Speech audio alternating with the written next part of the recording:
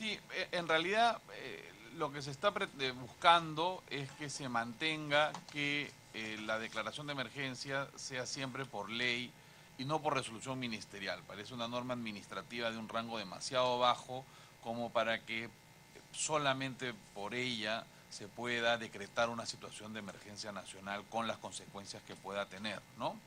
Eh, y lo que estamos planteando como aporte es una alternativa, ¿no? Para llegar a lo mismo, o sea, si es que no se quiere retirar el texto tal como está planteado, siempre vincularlo con el artículo 43 de la ley orgánica que, de nuevo, requiere que la declaratoria de emergencia se haga por vías de una ley, ¿no? Es un tema de seguridad y que, digamos, uno nunca sabe, pero siempre podría ocurrir que se pueda prestar alguna arbitrariedad, entonces nos parece que es mucho más transparente para todos que se haga con una ley que ante una situación de emergencia, digamos, no es una ley que vaya a demorar mucho, saldrá con la velocidad que se requiera y se podrá este, establecer las limitaciones que prevé este artículo, ¿no? Ok, el siguiente punto está relacionado con la quema y venteo de hidrocarburos. La norma actual habla de, y dice que en la medida que el gas natural no sea utilizado, comercializado o reinyectado, el contratista, previa aprobación del MINEM, podrá quemar gas. Y esto ocurre tanto para instalaciones tipo refinerías, plantas de procesamiento, como también cuando se encuentra gas, cuando se está en la actividad de exploración.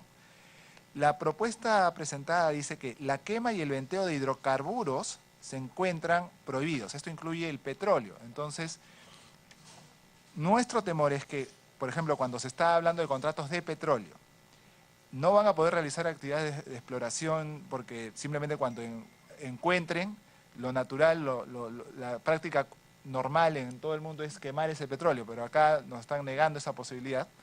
Entonces, en la etapa exploratoria, solamente en la etapa exploratoria. Ya si es algo permanente, ya tendrá que ver ahí vía el estudio de impacto ambiental u otro instrumento ambiental que se pueda hacer. Entonces, lo que nosotros decimos es, salvo los supuestos previstos en las normas reglamentarias correspondientes, así como para los casos de pozos confirmatorios y exploratorios, permitir la quema de hidrocarburos. Es un tema netamente técnico, no es acá no quisiéramos que de pronto en Piura, en Tumbes, donde hay bastante actividad exploratoria, de pronto no pueden ni siquiera probar los pozos porque no pueden quemar el petróleo. Y ciertamente son pozos bastante someros, o sea, podrían hacerse bastante rápido. Y son volúmenes pequeños. O sea, la experiencia nos enseña que esta norma se refiere a dos aspectos, ¿no? Los pozos exploratorios y lo que se llama el venteo y el quemado, que es producto de la operación regular. O sea, si ustedes, no sé, cuando salgan de viaje por el aeropuerto y aterricen, o despeguen, aterricen, creo que es más fácil, verán que la refinería de La Pampilla tiene un mechero. Eso es gas que se está quemando. O sea, no se puede prohibir porque es inevitable que tanto en la actividad del downstream como en la actividad del upstream, ¿no es cierto?, exista el quemado, ¿no? Esa parte ya está regulada. Se reguló hace unos años, está en el Reglamento de Exploración y Explotación de Hidrocarburos y fue una regulación fruto de la discusión técnica entre las empresas del sector y el Ministerio de Energía y Minas. Entonces, en nuestra opinión es una regulación que hay que respetar, que es la que prevé el venteo operativo, que el venteo de emergencia, el quemado en aquellos casos en que efectivamente se necesita. En los casos de exploración y explotación, el quemado de gas también es indispensable porque forma parte de las actividades que hay que hacer para la prueba de los pozos. El quemado del crudo en realidad está referido a casos en los cuales se encuentra petróleo, se produce un poco de petróleo, pero ciertamente el pozo no tiene una producción que sea comercial. Entonces hay veces que esos pocos barriles que se produjeron se quedan ahí en la selva, entonces sacarlos para llevarlos a algún sitio y comercializarlos es imposible por el costo y el riesgo que eso implica, y es mucho más racional quemarlos donde están, ¿no?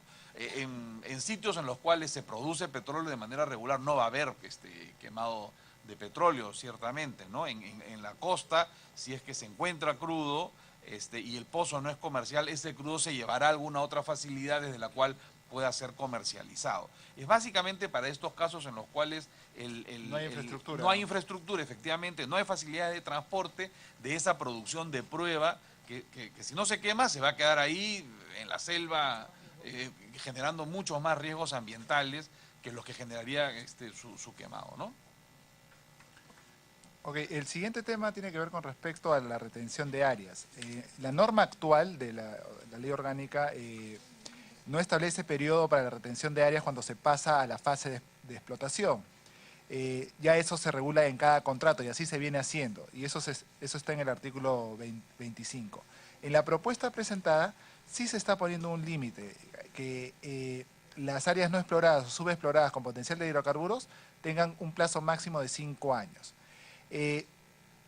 Esto sí afectaría bastante las actividades de los contratistas, ya que hay muchos contratos que no tienen esta limitación e imponérsela de repente implica que de repente no continúen explorando en ese lote. Y creo que es mucho más fácil que el contratista que ya está en la zona, que sabe en qué momento puede explorar esas zonas, lo haga. Ya tiene todas las facilidades, las instalaciones.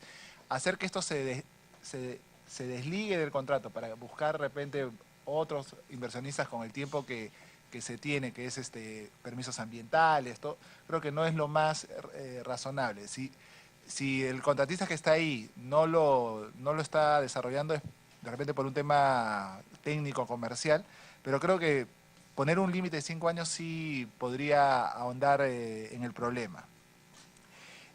La propuesta que estamos poniendo nosotros en todo caso sería para el lote, en el lote 25, es al término de la fase de exploración del contratista, el contratista puede solicitar a Perupetro mantener aquella parte o partes del área de contrato no exploradas o subexploradas con potencial de hidrocarburos a fin de realizar actividad exploratoria para un plazo que será acordado entre Perupetro y el contratista en el respectivo contrato. Es una alternativa que podríamos tener. Quizás... Sí, Javier. Okay. O sea, la ley y los contratos tienen una norma bien inteligente para evitar el acaparamiento de áreas. Lo que le dicen la ley y el contrato al contratista es, durante la fase de exploración, tú tienes que ir devolviendo el área de tu contrato. ¿Para qué? Para que si no te interesa esa área, el Estado pueda dársela a otro que sí esté interesado en invertir en esa zona. Entonces, en términos generales, cuando yo termino mi etapa de exploración, ya devolví el 50% del área. Entonces, lo que me dice el contrato es, si tú quieres mantener, y cuando has descubierto, cuando has hecho un descubrimiento comercial, solo te puedes quedar con los yacimientos que has descubierto y que estás produciendo, más un área de seguridad alrededor. Si te quieres quedar con el 50% del área restante, o sea, con lo que no has devuelto, con lo que tienes en ese momento, tienes que asumir un compromiso obligatorio, exploratorio. Ese compromiso exploratorio varía de contrato a contrato. Hay contratos, por ejemplo, en los cuales se dice, usted puede mantener esta área por 10 años siempre y cuando explore o perfore un pozo exploratorio en cada año. Hay otros que son un poquito más laxos, y no es un año, son 2 años.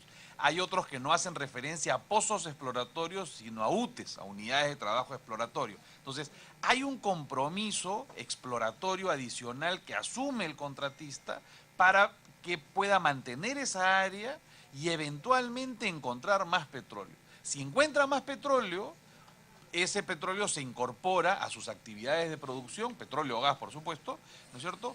Y si no encuentra, en cualquier momento puede decidir, no, hasta aquí llegué con mi compromiso exploratorio, ahora sí devuelvo el área y me quedo solo con lo que estoy produciendo. Entonces, limitar esto a un plazo de 5 años es ponerle a Perupetro un corsé y al contratista también, porque debería depender mucho de las características del lote, de lo que se haya encontrado, y cerrarle la posibilidad de negociar un acuerdo más realista a las partes en este sentido, ¿no? Entonces creemos que con una norma de este tipo no se estaría alentando esa exploración adicional, y un poco le estás diciendo al contratista, explora y una vez que encuentras, deja de explorar y siéntate solamente a producir, ¿no? Y creemos que ese incentivo por la exploración debería ser permanente en los contratos. Gracias. El siguiente punto es con respecto a la representación de Perupetro. La norma actual en el artículo 12 establece que los contratos de licencia, así como los contratos de servicios, se rigen por el derecho privado, siéndoles de aplicación los alcances del artículo 1357 del Código Civil. Ese es el artículo 12. Nosotros, un tema que siempre nos ha preocupado creo a todos los inversionistas, contratistas, es que preservar la seguridad jurídica de los contratos. Es importante precisar que la intervención de Perupetro al suscribir los contratos es en representación del Estado y que los contratos de exploración y explotación son contratos ley. Creo que es algo que todos sabemos, pero nos gustaría que esté quizás más explícito en la ley, ¿no? Entonces, creo que hay una propuesta ahí que los contratos son suscritos entre Perupetro en representación del Estado y el contratista, teniendo el carácter de contratos ley. Y ahí efectivamente lo que establece la ley orgánica, cuando se creó en el 93, le delegó a Perupetro para que pudiera suscribir algo que disponía de los recursos que son de la nación y por tanto que administra el Estado. En este caso, no es que Perupetro trabaje como una empresa totalmente privada y no tenga nada que ver con el Estado, tiene un carácter especial porque administra recursos naturales que pertenecen a la nación, según la Carta Magna. Por ende, cuando Perupetro suscribe un contrato de exploración y explotación, que además son contratos ley, lo está suscribiendo en representación del Estado. ¿Y por qué es importante aclarar esto? Porque son las garantías que doy yo a la contraparte, al privado. O sea, no está suscribiendo con cualquier privado, está suscribiendo con el Estado peruano. Y por tanto me da ciertas garantías desde tema de seguridad no jurídica, seguridad en mis instalaciones. Entonces, por eso, respetando el carácter de contrato ley y de que estamos disponiendo de recursos naturales, es importante que se establezca que cuando Perupetro suscribe un contrato de licencia o de servicios, lo hace en representación del Estado.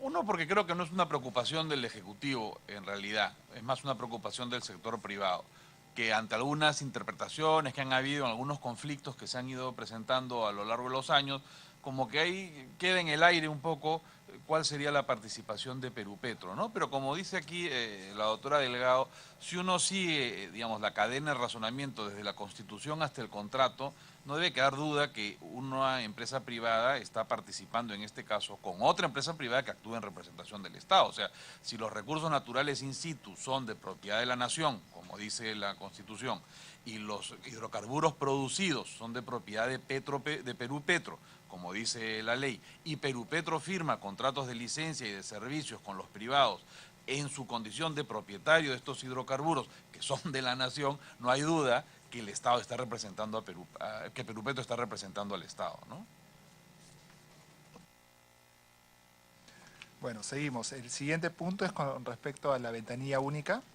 La norma actual no regula este aspecto.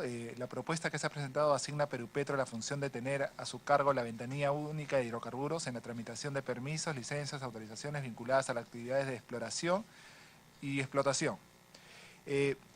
Nosotros consideramos que conforme a lo que se establece en la normativa actual, que son los decretos legislativos 1246 y 1272, las ventanillas únicas se crean por decreto supremo, no tendrían por qué hacerse vía esta ley, estas modificaciones en la ley, por lo tanto no correspondería incluirlo en esta propuesta.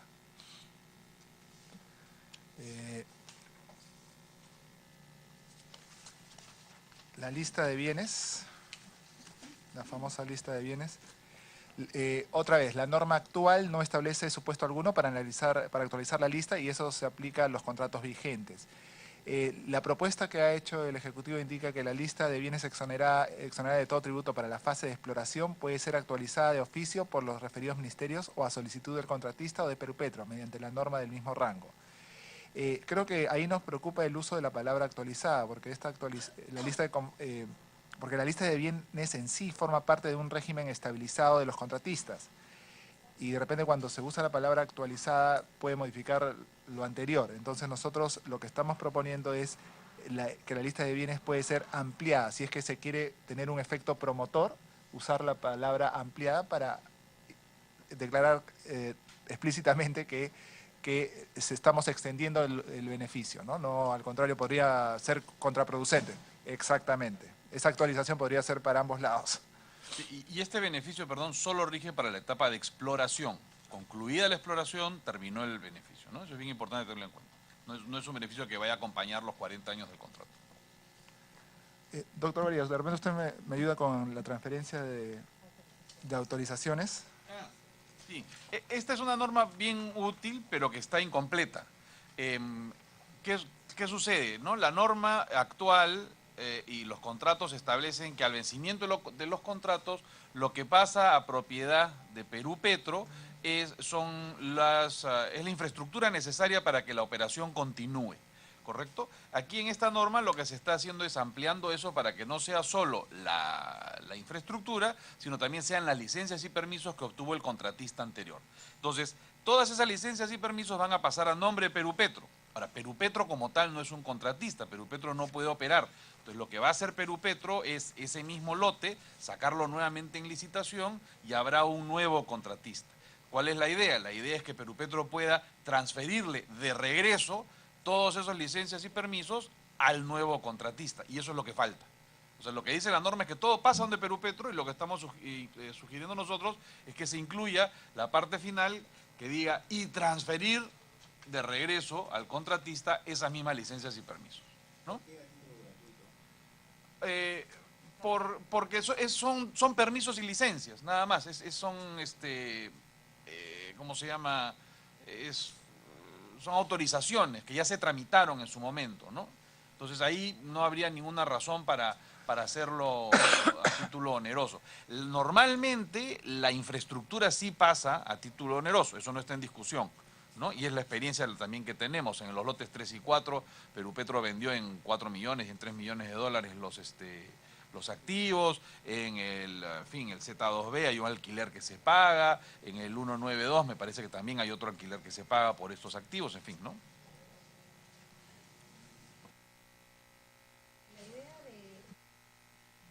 La idea de esta norma, como decía el ingeniero Salazar, es muy bueno, ¿no? Porque ¿qué pasa? Pasaba mucho de que se concluía un contrato, comenzaba un nuevo contratista, pero no tenía el estudio de impacto ambiental, el plan de contingencia, el estudio de riesgo.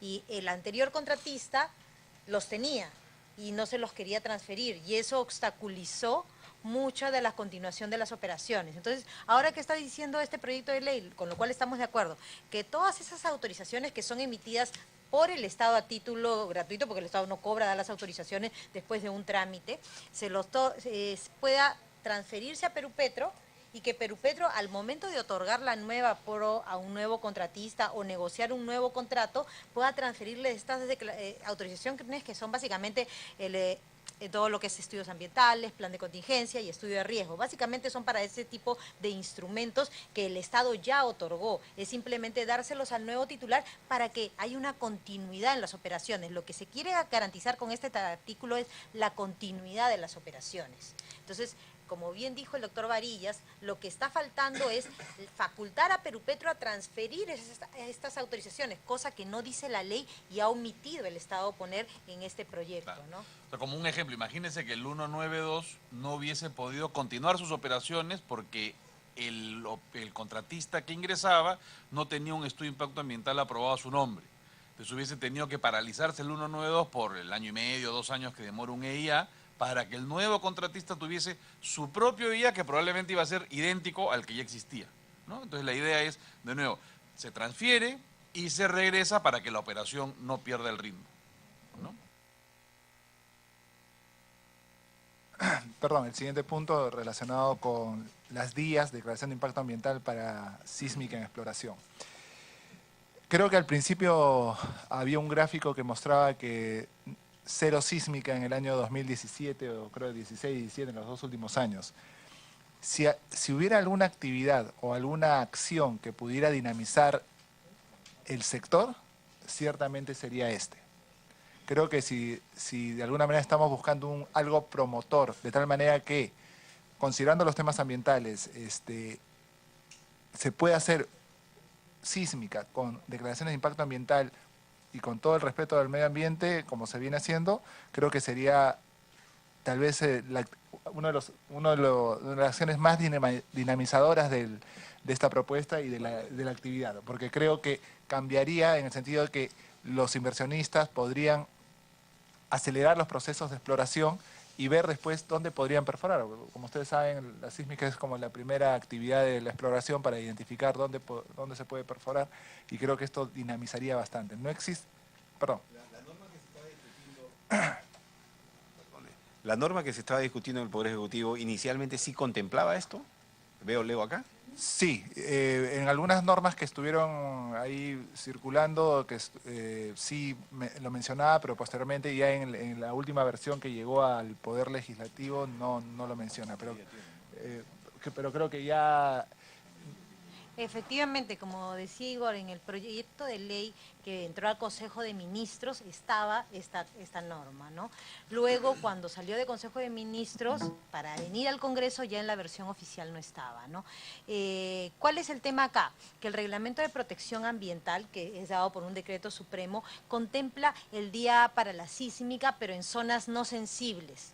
Y en el Perú todas son zonas sensibles. Nosotros hemos pedido en reiteradas oportunidades que se precise que son que obviamente día no aplica para reservas indígenas, áreas naturales protegidas, o sea, aquellas que ya tienen una calificación legal establecida y un procedimiento, no que se quede en la incertidumbre. Entonces, al existir esta incertidumbre, nada es calificado vía día para la exploración. Nosotros como gremio hemos analizado más de 20 estudios de impacto ambiental y el impacto que genera la sísmica es mínimo, por tanto se justifica técnicamente que se pueda dar a través de una declaración de impacto ambiental. Entonces, si en esta ley se pone que la regla general es día y que la excepción, como el caso de reservas indígenas, áreas naturales protegidas, es la excepción porque además corresponde, sea a través de otros estudios ambientales, eso es lo correcto para promover la inversión. El tema es que nosotros entendemos que en los últimos años ha habido una fuerte legislación en temas ambientales, que está bien, pero que también que debe haber un balance, ¿no? Y no obstaculizar innecesariamente el desarrollo de actividades que además no generan impacto, ¿no?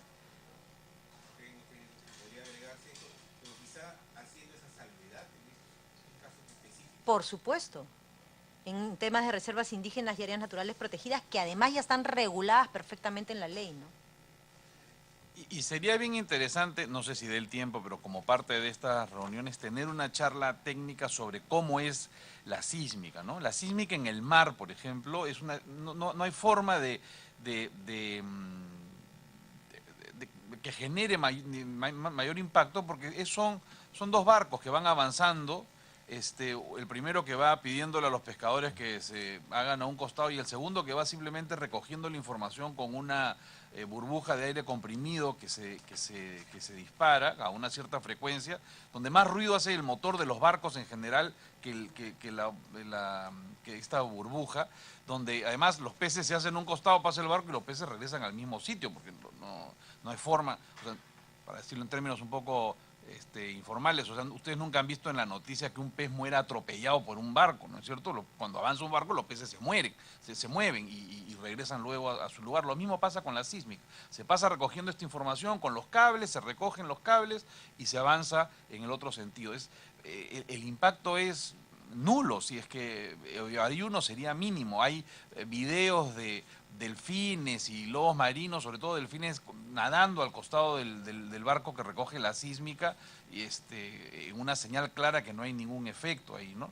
Y en la selva, las trochas que se tienen que hacer para colocar las líneas sísmicas son bastante estrechas, y la sísmica en la selva tiene la peculiaridad que conforme se va avanzando, se va remediando, o sea, en la punta de la línea, digamos, van quienes van haciendo el camino, luego vienen los técnicos mismos que colocan los cables, los geófonos, etcétera, pero atrás vienen los sembradores, donde todo lo que se desboscó en su momento termina siendo sembrado nuevamente. Entonces, cuando concluye la sísmica, ya prácticamente toda la zona afectada ha vuelto a ser sembrada, ¿no? Entonces, es una actividad bien interesante, bien poco impactante en materia ambiental, bien poco invasiva, que realmente quizás valdría la pena buscar una charla técnica al respecto, ¿no? ¿Quién certifica? ¿Qué entidad certifica lo que usted dice?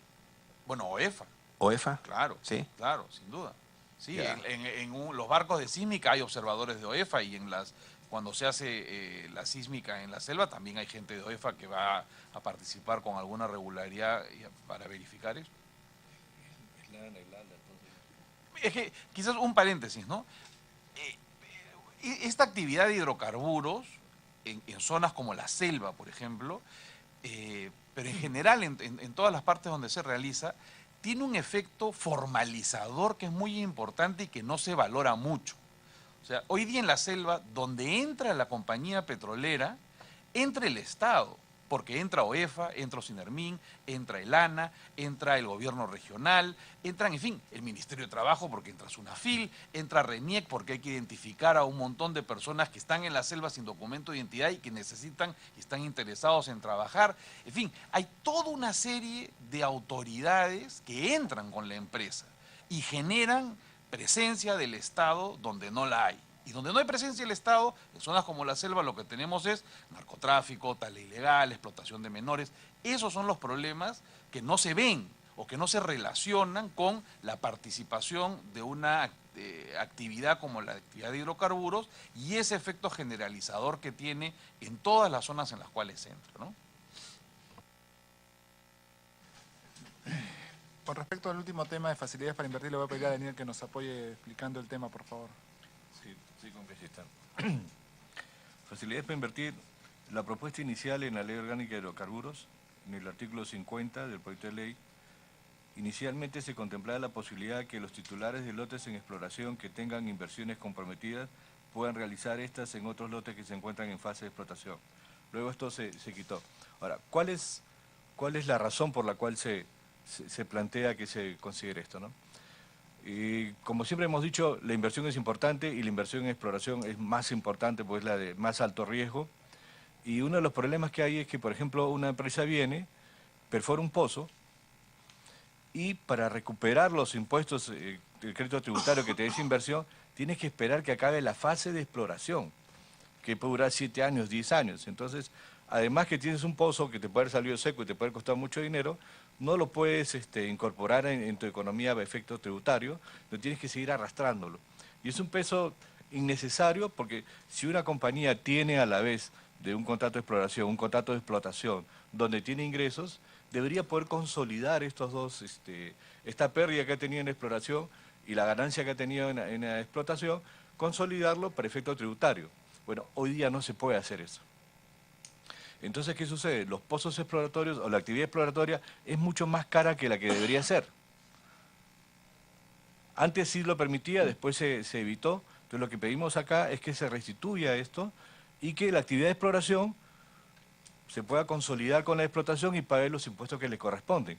Pero si esperamos que termine la fase de exploración, lo que estamos haciendo es cargándole más riesgos y más dinero, ¿no?, a la actividad de exploración, que es la más importante. Entonces, yo creo que la actividad de exploración ya tiene hoy día el gran peso, que es el gran riesgo de correrlo. Y yo creo que en eso las actividades de hidrocarburos y las empresas son conscientes de que ese es parte de su riesgo. Pero la parte tributaria sí debería poder consolidarla con uno que tiene explotación, que se hace en cualquier otro negocio. Entonces, un pozo que uno haga, no hay que esperar 5 años a que acabe la fase, sino ese pozo uno ya lo podría ir acumulando con el contrato que tiene ingresos, y eso ya lo podría ir depreciando o amortizando conforme venga. Eso lo que se está pidiendo es simplemente poner a la actividad de exploración en las mismas condiciones que hoy día tienen otros negocios. Eso es lo que se está pidiendo. Bueno, congresistas, estos serían básicamente los aportes, los comentarios que tendríamos a la propuesta de modificación de la ley orgánica.